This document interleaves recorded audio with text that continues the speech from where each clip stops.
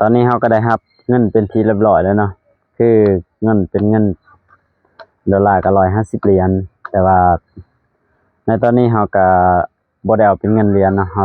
เอาเป็นเงินกีบก็ประมาณอยู่3 ล้านปลายนะ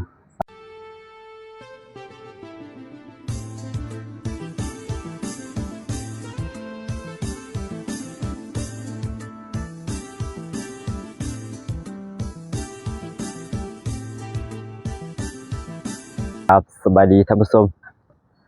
ตอนนี้เรามาอยู่ที่วัดสามัคคีไซเผาสัมพันธ์หรือว่าวัดเมืองตุมล้านเนาะเป็นวัดบ้านสามัคคีไซพี่น้องเนาะตอนนี้ทางพระอาจารย์หรือว่าครูบาอาจารย์เพิ่นกำลังคุ้นเกี่ยวกันสร้างโรงเรียนเนาะโรงเรียนมัธยมตอนต้นเนาะให้แก่พระสงฆ์และก็พ่อแม่ประชาชนที่อยู่อ้อมข้างเนาะสามารถที่มาเรียนได้เนาะฉะนั้นตอนนี้เพิ่นกำลังก่อสร้างอยู่เนาะและมื้อนี้เฮาก็พิเศษกว่านั้นมื้อนี้เฮาก็สิไป รับเอาเงินเนาะเงินจากอ่าผู้ใหญ่ใจดีที่ว่าจะสร้างโรงเรียนหลังนี้เนาะที่จะช่วยสร้างหรือว่าที่ประกอบส่วนในการสร้างโรงเรียนหลังนี้เป็นเงินเนาะฉะนั้นมื้อนี้เฮาก็สิไปเอาเงินอยู่ที่อ่าสารวัตรนะอยู่ที่ธนาคารอยู่แขวงสารวัตรฉะนั้นมื้อนี้เฮาก็สิมาถ่ายอัปเดตหน่อยนึงให้พ่อแม่พี่น้องได้เบิ่งกันเนาะตอนนี้ก็คือว่าก็ก่อเป็นห้องกันแล้วเนาะอัปเดตกันแล้วแต่ว่ายังตอนนี้เงินที่ผู้ใหญ่ใจดีที่มอบให้นี่ก็คือสิแม่นเพิ่นมอบให้เป็นหลังคาเนาะเป็นหลังคาเป็นหลังคาตัวที่เฮาจะไปมุงเนาะเพราะว่าเฮาสิให้มันแล้วในก่อนเข้าพรรษาพี่น้องฉะนั้นต้องขอบคุณและก็ขอบใจผู้ใหญ่ใจดีที่มอบเงินเพื่อเฮ็ดหลังคาเนาะเพื่อเฮ็ดหลังคาให้มันแล้วก่อนเข้าพรรษาพี่น้องเนาะก่อนเข้าพรรษาตอนนี้ทั้งพระอาจารย์เพิ่นก็คุ้นเคียวเนาะคุ้นเคียวกันทั้งเน้นน้อยแล้วก็พระอาจารย์เพิ่นได้ช่วยกันก่อสร้างเนาะทางนั้นโต๊ะที่ยังเป็นเสานั่นก็คือเป็นกุฏิรับแขกเนาะกุฏิรับแขกรับทรงตอนนี้รวมทั้งหมดก็มีอยู่4 ห้องเนาะมีอยู่4 ห้องตอนนี้ก็ได้ใส่วงกบไปเป็นที่เรียบร้อยแล้วใส่วงกบเป็นที่เรียบร้อยแล้วก็ยังก่อด้านหน้าหน่อยนึงแล้วก็ตอนนี้กำลังคนเกี่ยวสิตัดหลังคาแล้วก็มุงสังกะสีเนาะเพื่อให้มันแล้วก่อนเข้าพรรษาฉะนั้นมื้อนี้เฮาก็สิแล่นเข้าตัวแขวงสารวัตรหรือว่าจังหวัดสารวัตรไปรับเอาเงินจากผู้ใหญ่ใจดีที่เพิ่นบ่ให้เอ่ยนามนะหรือว่าบ่ให้เอ่ยชื่อฉะนั้นมื้อนี้เฮาก็กำลังรอท่าพระอาจารย์เพิ่นว่าสิเดินทางไปแขวงสารวัตรเนาะเพื่อไปรับเอาเงินจากผู้ใหญ่ใจดีที่มอบให้ทั้งพระอาจารย์เพื่อได้สร้างหลังคาหรือว่าเฮ็ดหลังคาของโรงเรียนหลังนี้เนาะเป็นโรงเรียนหรือว่าโรงเรียนเด้อเป็นภาษาไทยก็โรงเรียนหลังนี้เนาะก็เป็นผู้ใหญ่ใจดีจาก USA เนาะแต่ว่าเพิ่นบ่ให้ออกสื่อฉะนั้นก็ต้องขอบใจหลายๆเด้อขอบใจและก็ขอบคุณหลายๆที่มีส่วนร่วมในการก่อสร้างเนาะมีส่วนร่วมในการสร้างโรงเรียนหลังนี้เนาะอยู่ที่วัดสามัคคีไสเผาสัมพันธ์เมืองตุมล้านแขวงสารวัตรพี่น้องเอ้ยต้องขอบคุณหลายๆตอนนี้รถก็มาจอดเรียบร้อยแล้วเนาะแล้วก็มาจอดที่จะเดินทางไปแขวงสารวัตรนั่นก็คือไปรับเอา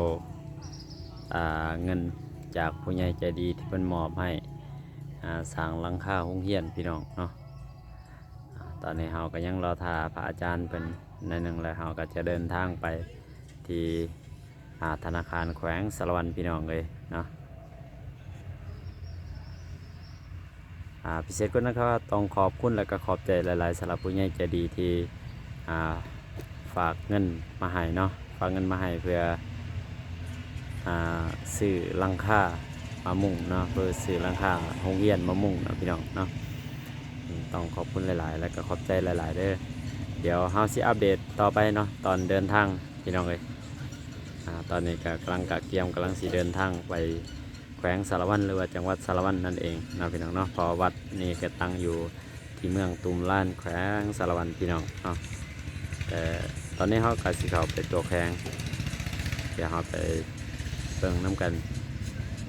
ไปไปตอนนี้ก็กำลังเดินทางไปเขามียังไงก็มาตัดเนี่ยเขาถ่ายบริเวณใหม่ก่อนสั้นๆพี่น้องเลยเขาถ่ายใหม่ธรรมดาเขาบริเปิดเวลาของการศึกษาเขาเขียนบนนั้นจะบอกดาวตะกูเหมือนไหนเขาแต่เรียนอายุที่เจอกันจะเป็นกระทบธรรมดาผมว่าอยู่สารวัตรอีกประมาณ40 นาทีพี่น้องสำหรับเราของการกันแล้วคือเริ่มน่าจะดังแบบเริ่มเกิดป่วยแล้วดังแล้วแต่เวลาพลังงานหมดการต้อนรับเนาะต้องมาชมต้องคิดถึงไปต้องกระโดดนาทีมาคิด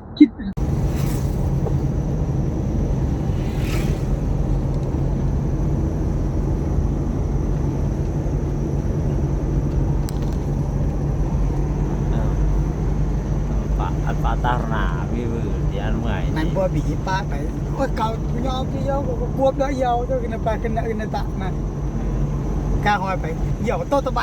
โตตะลบชกลืมบัวบีไปโตยกเขาหอมเลยเราไปแล้วไหลหอมลืมเป้าหมายคือสารวัตร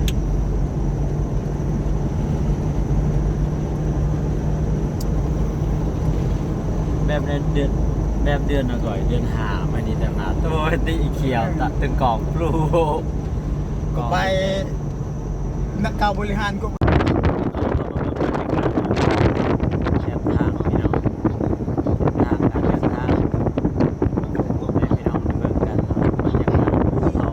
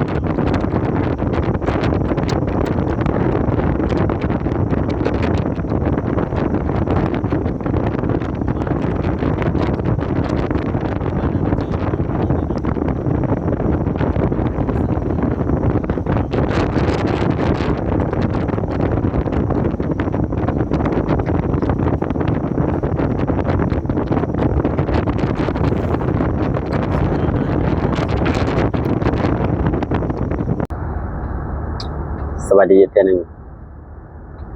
ตอนนี้หอดสารวัตรแล้วโอ้อันนั้นก็เงือก็ไปงบมัวปอกมัวประฟังแรกเลย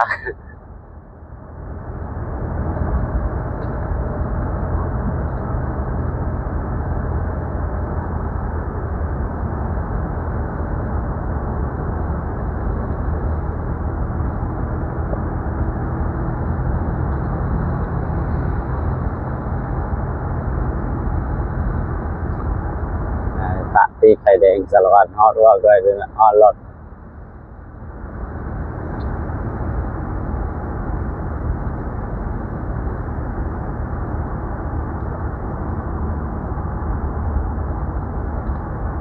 สั่นอยากเลย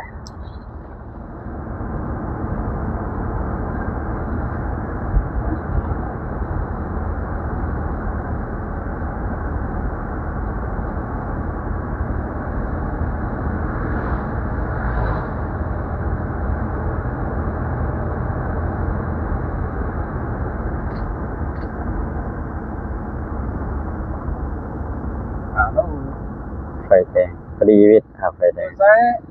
ต้องเฮ็ดจะใช้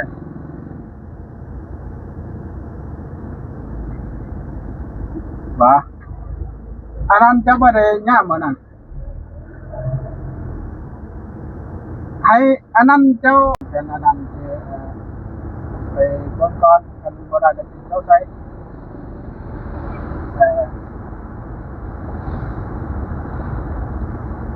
ไอ้ไม่ดังบ่อนนะครับบ่อนไอ้โรงเรียน เตือนดังใช่ไหมก็เคยหอมอยู่ แล้วไปอันบ่เฮ็ดอ่ะ อืมอยากลองห้องหมอ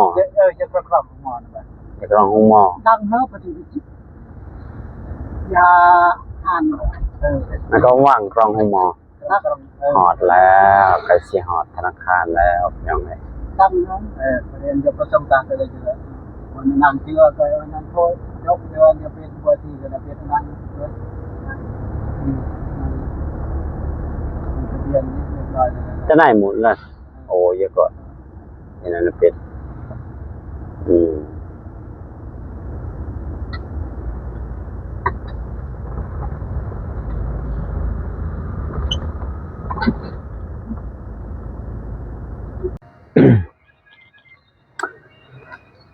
ตอนนี้เราก็ได้รับเงินเป็นทีเรียบร้อยแล้วเนาะคือเงินเป็นเงินดอลลาร์ก็150 เหรียญแต่ว่าในตอนนี้เราก็บ่ได้เอาเป็นเงินเหรียญเนาะเราเอาเป็นเงินกีบก็ประมาณอยู่3 ล้านปลายนะ3 ล้านปลายในตอนแรกคิดว่าสิได้มาซื้อเป็นสังกะสีเนาะเป็นสังกะสีหรือว่าหลังคาเหล็กเนาะเป็นหลังคาเหล็กที่ว่าจะมุงโรงเรียนนั่นแหละแต่ว่าอันนี้ครับยังสิได้ถามพระอาจารย์เพิ่นคืนนะว่าสิซื้อหลังคาเหล็กหรือว่าสิซื้อหยังเพราะว่าคันพ่อหลังคาเหล็กก็สิซื้อหลังคาเหล็กหรือว่าบ่พอก็ยังสิได้สืบต่อเนาะสืบต่อเฮ็ดได้ส่ำใดก็เอาส่ำนั้นก่อนเนาะเพราะว่ามันอันนี้คือมีครอบครัวเพิ่นใจบุคคลเพิ่นใจบุญเนาะบุคคลใจบุญที่เพิ่นฝากมาทางมาจาก USA 150 เหรียญแต่ว่าคิดว่าคันซื้อของหลังคาก็ยังบ่พอเนาะแต่ว่าถ้ามีอันจำเป็นตัวอื่นคือตัวอย่างว่าเป็นซีมังนะเป็นซีมังหรือว่าเป็นดินเจาะดินจี้แบบนี้เนาะหรือว่าเป็นไม้ที่บ่พอเฮาก็สิซื้อตัวนั้นก่อนแต่ว่าถ้าพอแล้วเฮาก็สิเก็บไปซื้อหลังคาหรือว่าสังกะสีเนาะเป็นสังกะสีหลังคาโครงหลังคาเหล็กนั่นแหละเนาะหลังจากที่เพราะว่าเฮาก็ทางพระอาจารย์เพิ่นว่าสิให้เฮ็ดให้มันทันก่อนเข้าพรรษาแต่บ่ฮู้ว่าสิทันหรือบ่อาจจะบ่ทันเนาะเพราะว่าเข้าพรรษากันยังอีก 3-4 มื้อคันว่าเงินซื้อสังกะสีซื้อหยังบ่พอก็สิอาจสิได้เลื่อนแต่ว่าถ้าว่าพอก็อาจบางทีอาจก็สิทันบางทีก็บ่ทันคือเก่าเนาะเพราะว่าตอนนี้ยังบ่ทันได้ขึ้นหลังคาเลยเนาะนี่คือเงิน3 ล้านปลายที่เพิ่นฝากมาให้เด้ออันนี้คืออัปเดตคร่าวๆแล้วสิเอาไปให้ทางพระอาจารย์เพิ่นเนาะเพราะว่าพระอาจารย์เพิ่นให้เอามาเอาให้พระอาจารย์เพิ่นเนาะตอนนี้เฮาก็ได้บอกเงินให้ทางพระอาจารย์เพิ่นเนาะเป็นที่เรียบร้อยเพื่อจะนำไปซื้อเครื่องหรือว่าซื้อสังกะสีเนาะตอนนี้กลับคืนมาฮอดสถานที่โรงเรียนคือเก่าอยู่ที่วัดสามัคคีใส่เผ่าสัมพันธ์พี่น้องกำลังติดตั้งวงกบบานวงกบปองเอียคือสิบท่านเนาะตัวนี้เนาะหลังคาเลยตัดหลังเลยคือสิบท่านก่อนเข้าพรรษาพี่น้องคิดว่าน่าจะหลังเข้าพรรษาพูดแหละเนาะสืบต่ออันนี้กำลังกลับมาแต่สารวันได้รับเงินจากผู้ใจบุญเนาะผู้ใหญ่ใจดีเป็นประกอบส่วนในการก่อสร้าง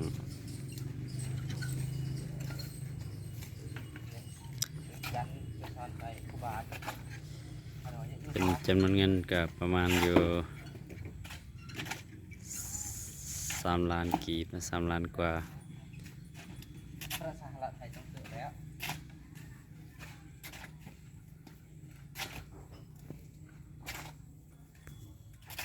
หลังจากที่เฮาได้กลับมาจากสารวัตรเนาะได้กลับมาจากสารวัตรเงินดังกล่าวที่เฮาไปถอนเอาเฮาก็ได้มอบให้ทั้งพระอาจารย์เพิ่นเรียบร้อยเนาะเพิ่นเทียบเรียบร้อยแล้วเพิ่นสิซื้อหยังเติมเพิ่มเติมซื้อสังกะสีหรือซื้อหยังเดี๋ยวเฮาสิอัปเดตเนาะถ้าว่าการเฮ็ดหลังคาไปฮอดคันใดแล้วเฮาสิอัปเดตให้ทุกคนได้เบิ่งเติมเนาะจะได้เห็นเติมเนาะทางว่าพ่อแม่พี่น้องที่อยู่ต่างแดนหรือว่าพ่อแม่พี่น้องที่คิดอยากช่วยเหลือหรือว่าอยากประกอบส่วนในการก่อสร้างโรงเรียนอยู่ในพระสงฆ์เนาะหรือว่าโรงเรียนพระสงฆ์อยู่ในวัดสามัคคีไสเผาสัมพันธ์เนาะแล้วก็ขอบคุณผู้ใหญ่ใจดีเพิ่นที่ได้มอบเงินดังกล่าวมาให้เนาะเพื่อเพิ่มเติมในการสร้างโรงเรียนเนาะแล้วก็ขอบใจหลายๆขอบใจทุกคนที่ได้มีการช่วยเหลือเฮ็ดไปฮอดคันใดแล้วสิอัปเดตอีกเทื่อหนึงเนาะหรือว่าเฮาได้ซื้อสังกะสีอหยังต่างๆแล้วเฮาก็สิได้อัปเดตอีกเทื่อหนึงเป็นคลิปต่อไปเนาะคลิปนี้ก็ขอขอบใจทุกๆกำลังใจเด้อบ๊ายบาย